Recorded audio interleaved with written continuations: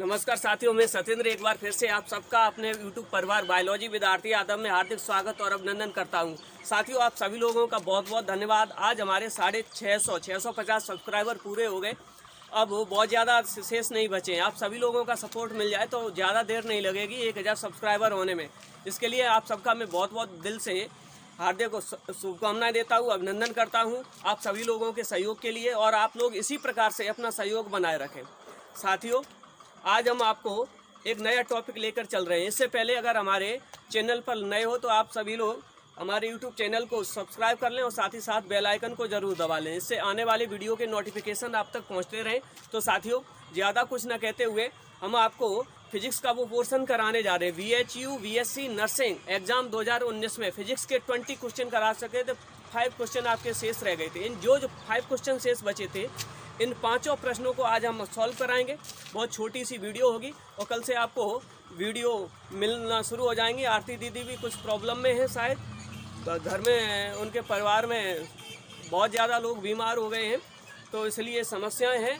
तो वीडियो हो सकता है लगातार 1 या 2 दिन नहीं मिल जाए, लेकिन हम पूरी कोशिश करेंगे आपको वीडियो प्रोवाइड कराने की। तो साथियों देखिए, आज हम आपको फिजिक्स के जो शेष क्वेश्चन बचे थे वो पोर्शन कराने के लिए जाएंगे। लेकिन आप सभी लोगों से एक रिक्वेस्ट है कि आप सभी लोग ज़्यादा से ज़्यादा, अगर हमारी वीडियो अच्छी लगती हो, इसको सब्सक्राइब करें चैनल को और वीडियो को शेयर कर दिया करें। एक शेयर करने में, एक लाइक करने में आपका कुछ नहीं जाता है। तो साथियों चलिए क्वेश्चन पर बढ़ते हैं। क्वेश्चन क्या कहते हैं, एक एक क्वेश्चन को समझिए।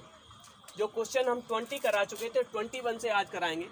21 क्वेश्चन क्या आया था, बहुत ही ईजी क्वेश्चन आया था। निम्नलिखित में से कौन दूरी का मात्रक नहीं है, ये क्वेश्चन लिखा हुआ था। निम्नलिखित में से कौन दूरी का मात्रक नहीं है, और इसके ऑप्शन भी दिए गए थे। क्या क्या ऑप्शन दिए गए थे? ऑप्शन ए दिया गया था लीप वर्ष, ऑप्शन बी दिया गया था पारसेक, ऑप्शन सी दिया गया तो प्रकाश वर्ष, और ऑप्शन डी दिया गया था एंगस्ट्रॉम। तो देखिए साथियों, कौन दूरी का मात्रक नहीं हो सकता है। हमने पढ़ा हुआ है कि पारसेक भी दूरी का मात्रक होता है, और एक प्रकाश वर्ष 1 लाइट ईयर भी दूरी का मात्रक होता है, और एंगस्ट्रॉम भी दूरी का मात्रक होता है। तो लीप वर्ष ये समय का मात्रक है, लीप वर्ष दूरी का मात्रक नहीं है। तो कौन दूरी का मात्रक नहीं है? लीप वर्ष। Option A is the right option. चलिए साथियों आगे क्वेश्चन की ओर बढ़ते हैं। क्वेश्चन नंबर 22 क्वेश्चन को ध्यान से समझना। क्या कहता है? बहुत ही अच्छा क्वेश्चन है। इस टॉपिक के बारे में बताएंगे। जब हम आपको जड़त्व पढ़ाएंगे तो पूरा क्लियर कर देंगे। निम्नलिखित में से किसका जड़त्व अधिकतम होगा? किस चीज़ का जड़त्व सबसे अधिकतम होगा? और क्या क्या ऑप्शन दिए गए थे? खिलौना कार का, या फिर ट्रक का, या कार का, या घोड़ा गाड़ी का। इनमें से किसका जड़त्व सबसे ज़्यादा होगा, अधिकतम होगा? तो देखिए साथियों, खिलौना कार, ट्रक या कार या फिर घोड़ा गाड़ी, जड़त्व किसका ज़्यादा होता है? जड़त्व होता क्या है? जड़त्व किसी भी वस्तु का वह गुण होता है, वह किसी भी वस्तु का वह गुण जिससे वो उसकी विराम अथवा गति की अवस्था में लाने का प्रयास करने पर उसका विरोध करे।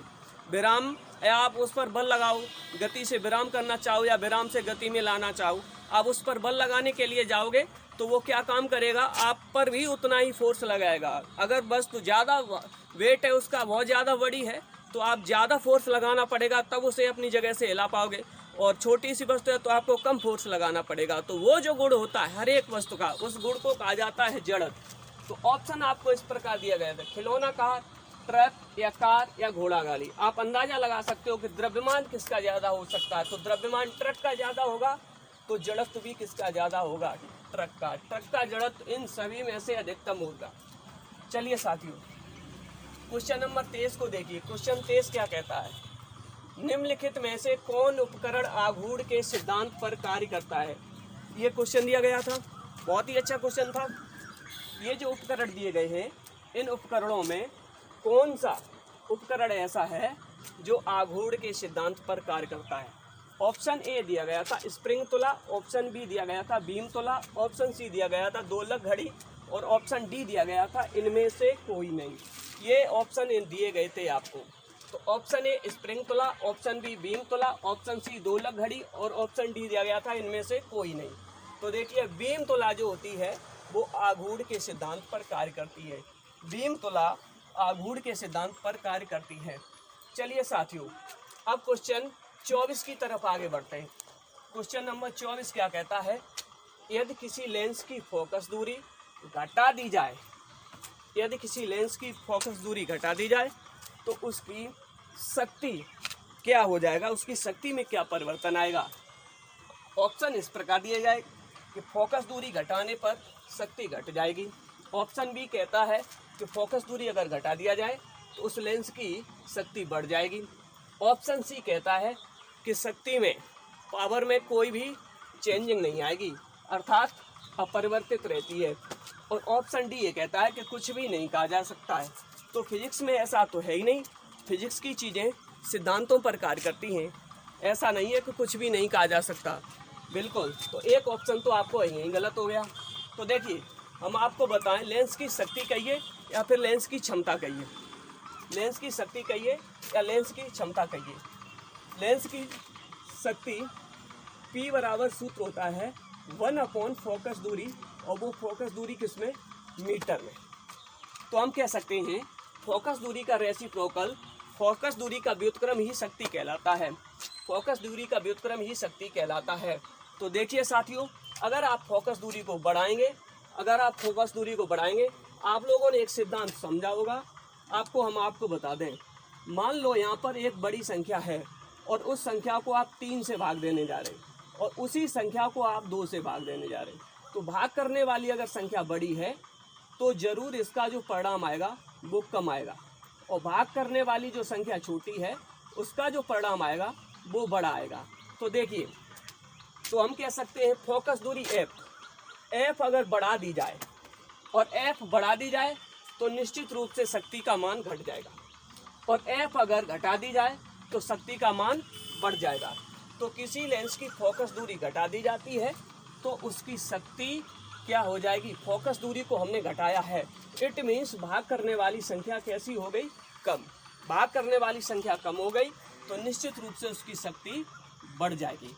तो बी इस क्वेश्चन का राइट ऑप्शन था। अब देखिए साथियों, आगे का क्वेश्चन क्या कहता है। क्वेश्चन नंबर 25 पर चलते हैं, क्वेश्चन नंबर 25 पर चलते हैं। साथियों, एक बार फिर से कहना चाहेंगे कि आप सब लोग बहुत तहे दिल से इस चैनल का सपोर्ट कर रहे हैं। अब ज़्यादा दिन लगने वाले नहीं हैं, इस चैनल को आप सभी लोगों का इसी प्रकार से सहयोग बना रहे, तो वीडियो को शेयर ज़रूर कर देना। अगर वीडियो अच्छी लगी हो तो बहुत अच्छे से शेयर कर देना, एक शेयर करने में आपका कुछ नहीं जाएगा, तो शेयर करते रहिएगा। वो दिन ज़्यादा दूर नहीं है जब आपको लाइव क्लास मिलेगी। और अभी हम इस क्वेश्चन पेपर को सॉल्व करा रहे हैं, इसके बाद आपको रेगुलर वीडियो मिलेगी टॉपिक की। जो हम टॉपिक पढ़ा रहे थे, एक भी टॉपिक नहीं छोड़ेंगे, हर टॉपिक को आपको पढ़ाएंगे, समझाएंगे, एक भी टॉपिक नहीं छोड़ा जाएगा साथियों।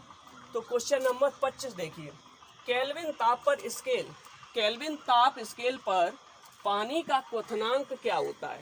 केल्विन ताप स्केल पर पानी का क्वथनांक क्या होता है। तो यहाँ पर पानी का क्वथनांक पूछा गया है, बॉइलिंग पॉइंट पूछा गया है, और कहाँ पूछा गया, केल्विन ताप स्केल पर। आपको सेल्सियस ताप स्केल पर पता होगा कि पानी का जो क्वथनांक होता है, पानी का जो क्वथनांक होता है वो 100 डिग्री सेल्सियस होता है। कितने डिग्री सेल्सियस होता है, 100 डिग्री सेल्सियस होता है। और हमने इससे पहले ऐसे भी क्वेश्चन आए थे जो फिजिक्स के क्वेश्चन कराए थे, उनमें आपको बताया था कि जब भी आपको डिग्री सेल्सियस को केल्विन में कन्वर्ट करना हो तो आप एक फॉर्मूला याद रखना, केल्विन बराबर डिग्री सेल्सियस प्लस 273.15। अब यहाँ पर आप देख सकते हो कि पानी का क्वथनांक डिग्री सेल्सियस में कितना है, 100। तो अगर हम केल्विन की जगह 100 रख देंगे तो 100 प्लस 273.15, तो ये हो जाएगा 373.15 केल्विन। तो पानी का क्वथनांक केल्विन स्केल पर 373 केल्विन हो जाएगा। अब ऑप्शन में पॉइंट वाली चीज़ें नहीं दी गई हैं, तो अप्रॉक्स में 100 केल्विन नहीं हो सकता। ऑप्शन बी दिया गया 273 पॉइंट केल्विन, नहीं हो सकता। ऑप्शन सी दिया गया 373 केल्विन, ये भी नहीं हो सकता। तो 373 पॉइंट ये अप्रॉक्स में आ रहा है, तो लगभग option C is the right, D वाला नहीं हो सकता। तो साथियों, इस प्रकार आपने देखे फिजिक्स और केमिस्ट्री के न तो ज़्यादा टफ क्वेश्चन आए थे और न ही बहुत इजी क्वेश्चन आए थे। इजी प्लस हम कह सकते मॉडरेट, इस प्रकार के क्वेश्चन आए थे, इससे बड़े क्वेश्चन नहीं आए थे। तो एक एक क्वेश्चन को आपने पूरा पेपर देखा।